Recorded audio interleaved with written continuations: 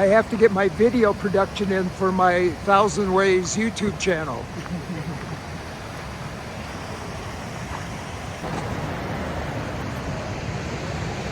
Good morning. We are on our environmental studies hike up in Sinks Canyon. We're going up higher today, and our group, we're looking at flora and fauna and taking the entire day to learn about trees and plants, and if we happen to see wildlife, a lot of characteristics about different species and families. Pretty exciting. There's 8 or 9 of us, and we're all instructors for the National Outdoor Leadership School. And it looks like it's going to be a beautiful day, and then we're going to, this week, get some cooler temperatures and wet conditions, which will slow down the summer onslaught of heat that's coming this way. Anyway, that's my hope. Right now we're at approximately, I'm not sure our elevation, must be around 6,000 plus, close to 7,000 feet where we're walking around. I'll check and I will put it in the elevation down here in a second.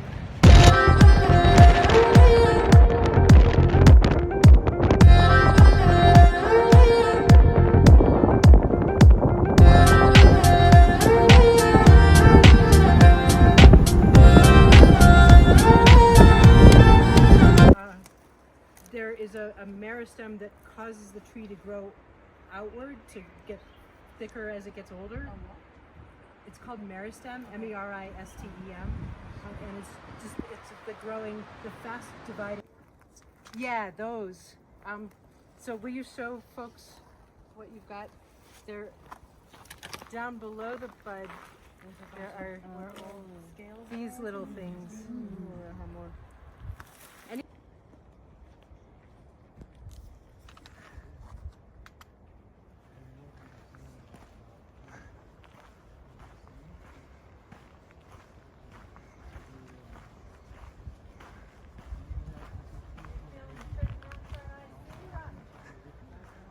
Well, those are the bud scale scars, and so each year a new set of bud scale scars forms. So that's the ones that will expand in 25, the ones that expanded in 24. Acidic runoff that breaks down the rocks. Okay.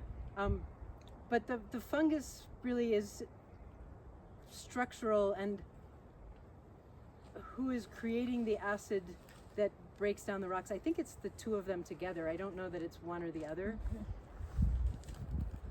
But so the shape of the of the lichen comes from crossing the river. What's the name? I can't remember the name of this. Roaring Fork Lake. It's not very rolling. Nope.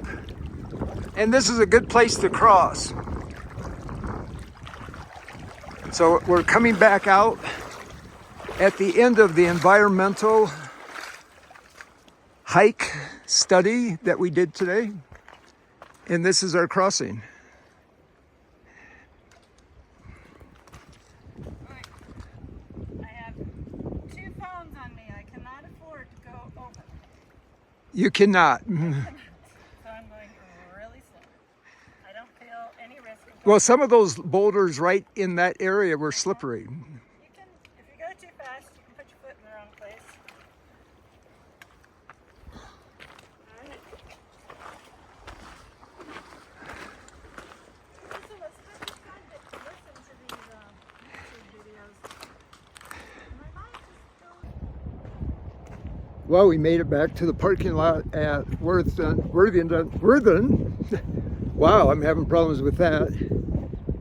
And the last time I was up here, I went fishing with my daughter, and we caught a number of little trout, cleaned them, took them back to the Noble, and cooked them at the kitchen. And we went fishing right over down through the trees, right there. It was the perfect spot to go. And I'm going to walk down there to see if I see any fish before I conclude this video.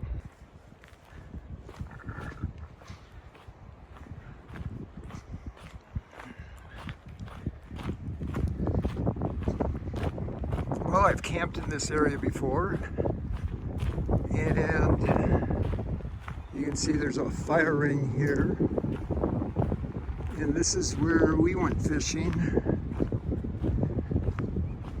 2 years ago, and we had a rather fun day with our stand-up paddleboard and fishing in this part. Wow, what a beautiful day. And as I said, that concludes the video. I hope you all enjoyed hearing tidbits of information about the natural history in the Southern Wind River Range. And we did talk about some other important topics at the beginning of the indigenous peoples that lived here, that this was their lands, not the lands of the white people, the government at that time. So anyway, again, thank you for watching the video, and I should be coming up with some really good videos over the next few weeks after my backpacking, mountaineering travels for 21 days in the Wind River Range of Wyoming.